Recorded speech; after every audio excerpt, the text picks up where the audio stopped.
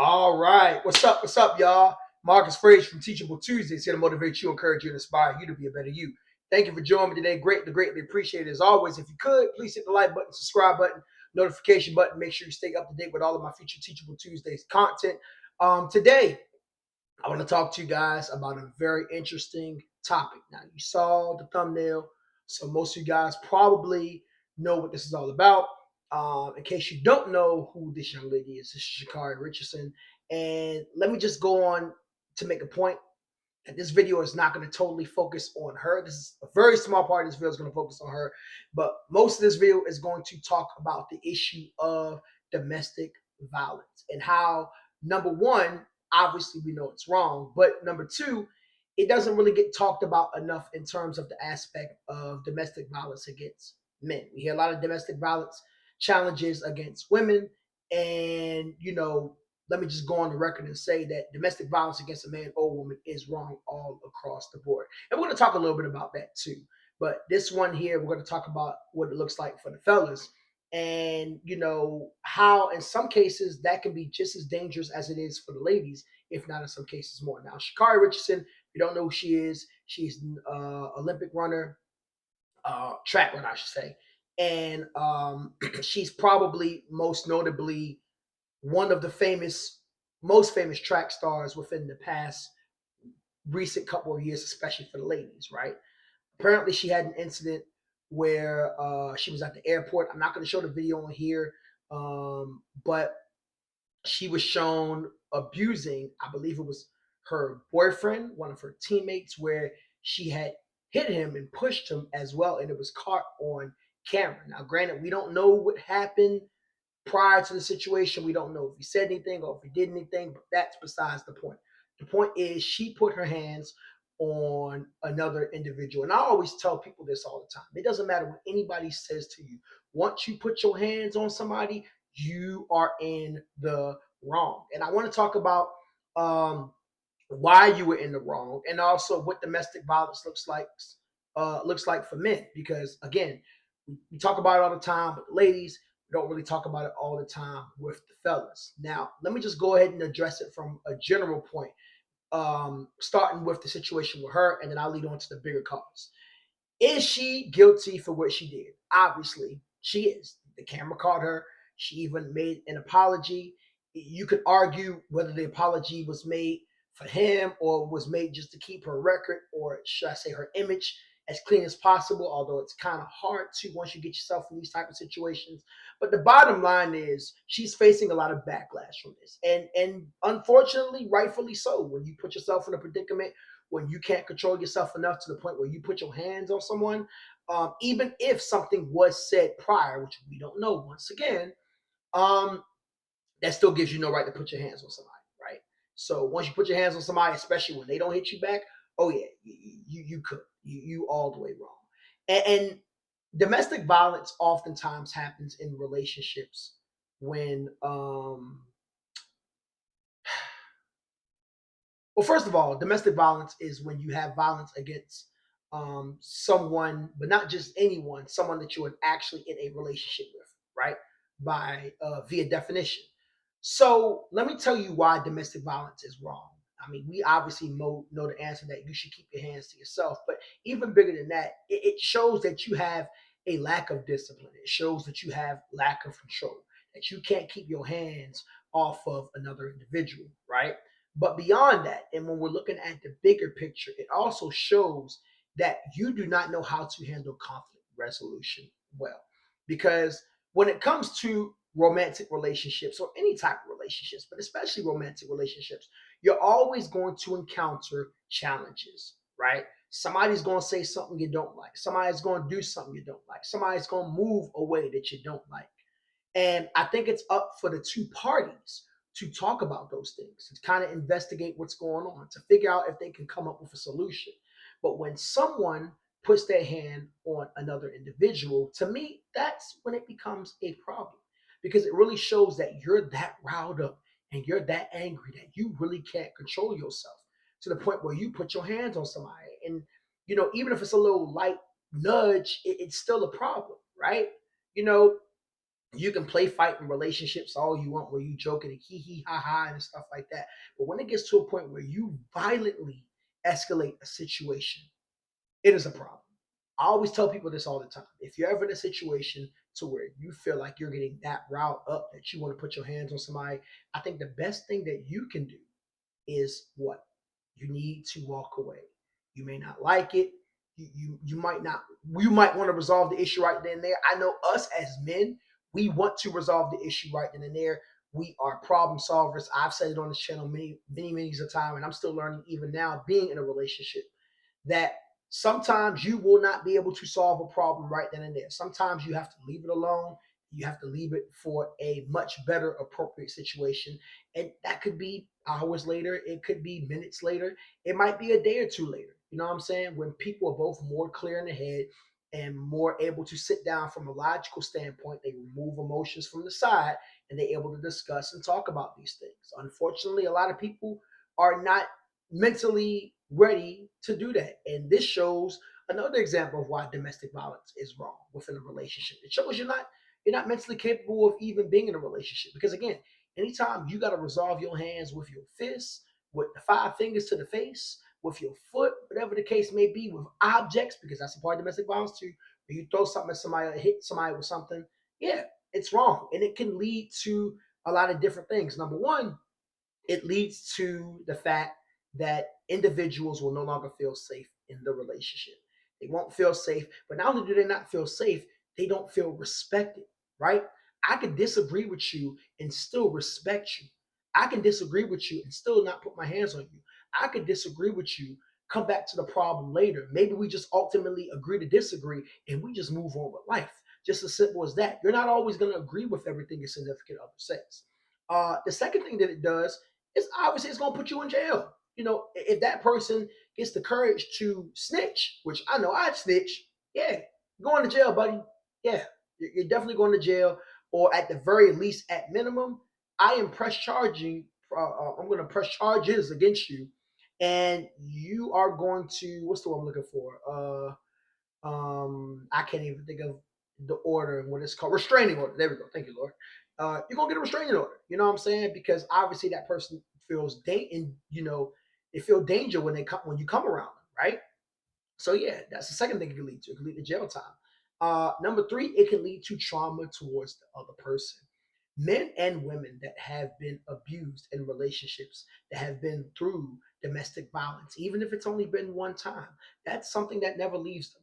I'm gonna give you guys a story. I've never been in a situation of domestic violence, and I think I may or may not have told this story on the channel before. But if I haven't, here it goes. So I was in a relationship. This is in 2012 while I was going to Bethune Cookman University. I was in a relationship with the person. I'm just going to say her name is Angie, right? Just out of respect, not going to say real people's names. So we were in the dorm. We were talking. We were downstairs in the little dining area, and we were just chilling. And I don't know what happened. I don't even remember the full sequence, but I know we came in from a date that we had went on, right? And I was, pretty upset with her. She was pretty upset with me. So I said something that was a bit disrespectful. I can't remember exactly what I said. And I'm not saying I was right for doing this, but I can admit, I'm holding myself accountable. I said something that was blatantly disrespectful. And I remember that she smacked me clear across the face, swat. And I'm just standing there and I'm like extremely angry. And, my fist balled up and I was like 2 seconds away from hitting her. Not that I thought about hitting her, but it was just off of instinct. Somebody hit you, hit the back. So right when I was about to bucket her, I stopped myself and I said, and mind you, people saw her smack me. And I said, you know what? You ain't even worth it. And I walked away. I didn't talk to her for 3 days straight because I was that angry, like to the point where I was literally about to hit her back based off of reaction. Now we know where that would have went if I would have hit her back, right? We know I would have gotten in trouble and probably would have got suspended from school. High possibility for sure. So, and you would have heard all, why didn't you control yourself and you a man and so on and so forth, all that stuff, right? So she apologized 3 days later, and I accepted her apology. And I told her, I said, if you ever put your hands on me again, I swear to goodness, I will leave you. I will leave you faster than a heartbeat. I promise I will. You don't ever put your hands on me. Yes, I was wrong for, saying what I said, and I do apologize, but you don't ever put your hands on nobody. She never put her hands on me again. Needless to say, we did break up 3 weeks later because we just weren't the right fit for a relationship, right? Had another situation a couple years ago where apparently I was doing something that this woman didn't like. And I didn't know she didn't like it because she never said anything about it. So one particular day, she said, Marcus, I'm going to smack you. And I said, I wish you would smack me. I said, have I ever disrespected you before? She said, no. You just did something to like. So why didn't you say something? She said, I just didn't know how to say it. Then you use your words. You don't use your threats. I said, if you ever put your hands on me, I am out and you will never hear from me ever again. I promise. Mark my words. She got real quiet. She said, yes, sir. I said, if it's something you don't like, tell me, right? And see, ladies and fellas, a lot of times you feel some type of way, right? Because obviously there's something that builds up to the point where you get so angry you feel the need to put your hands on somebody. But you don't communicate. You're not willing to communicate. You're not willing to control your emotions. That's how domestic violence oftentimes comes about. You don't control your emotions. So as a result, it escalates in you throwing stuff, you hitting people, and so on and so forth. And then sometimes you end up coming back and saying, baby, I'm so sorry. I didn't mean to do this. My bad. But again, both men and women do this. Both sides. We just talk about it more with the fellas towards ladies and the ladies towards the fellas. But ladies, I gotta be honest. Y'all not really in the clear either. When I say y'all, remember I'm not talking about everybody. So we'll make that perfectly clear. But I'm just being honest. That's real. And when we look at the situation with Shakari Richardson, clearly we see that, and the young man, that was another video, the young man where he was, you know, I guess he was trying to kind of get off the hook a little bit, saying, it happens. We still got room to grow. I think he took the upper route. I'm gonna be honest. And I commend him. He really did take the upper route because I'll be real. If it was me and they interviewed him, I interviewed me. I would have been like, look, yeah, what she did was unacceptable. I'm just dealing with it in my own way. I don't have any words. He spoke very positive about her. I wouldn't have spoke negative about her, but I wouldn't have spoke positive about her either. I would have literally just been straight neutral and moved on. You know what I'm saying? Because I don't believe in speaking negative about people in spite of. But because like even with the two individuals, the one individual that hit me and the one individual that threatened me, I never spoke negative about them. I did not. Right? There was no reason to. But I did let it be known that you don't threaten people, you don't put your hands on people. I, for one, have never hit no woman. Never. Never hit a woman. I say hit. That's not even a word. Never hit a woman. Never felt the reason to. I don't even like fighting, to be honest. I know how to fight. I don't like fighting because I feel like, what's the point? I feel like we can have an intelligent conversation and get our words out. I feel like if it ever gets to a point with me, this is for men and women, where if somebody makes me angry enough for me to hit them, it is time for me to bounce. Nobody should ever give me that route up. I should not ever lose that much self control as a man to the point where I feel like I have to hit you because you don't got me that route up. Now, don't get me wrong. If somebody's beating on me, I'm gonna defend myself. But oftentimes, like I always tell people, there's ways when you're that angry that you can exit. You can leave. You can simply say, look, I can't deal with this right now. I'm going to walk away. Because I feel like if I don't walk away, I'm going to end up doing something that I'm going to regret. I'm going to do something that you're not going to like. Right? I'd rather somebody say that than to end up putting their hands on somebody. Men go through domestic violence a lot because they don't speak up about it. And the reason why a lot of men don't speak up about it, because they feel like when they do, it'll make them look like they're a punk. It makes them look like they're punks when they speak up because they're like, oh, you let a woman hit you, blah, blah, this and blah, blah, that. I've seen situations where men have had black eyes, busted lips, scars on their face. Hey, dog, what happened? Oh, nothing. I just had a little accident here and there. I had a situation one time many, many years ago with a homeboy. One day, saw him, dude had a black eye. I was like, bro, what happened? He said, oh, I got into a fight with this cat at the bar. That's not what happened. He had a woman that was extremely abusive. Docked him right in the eye. Found out about it months later after he finally broke up with the woman. But he stayed because he thought it was just an incident. It'll work out. No, it was an incident that kept building up. It happened 2 more times to where he got injured, to where he finally walked away of his own will and said, I ain't doing this no more. Never reported her to the police. None of that. You know why he didn't do it? Because he didn't feel the need to. He said, you know what? I'm going to let somebody else deal with crazy, you know what, right? Now, for me, like I said, once again, I would have reported Joe Biden, but, kudos to him for being able to leave. And a lot of people, both men and women, that find themselves in domestic violence situations, they're afraid to go because they find themselves so attached to this person, or they're afraid to leave out of fear. And don't let you live with that person. Don't let that person be, your husband or your wife. Man, we got a whole another thing that we need to address now, right? Whole another situation that we need to uncover. It's a lot, y'all. It's a lot. And it's not easy. It's not easy by any means. But what I want people to understand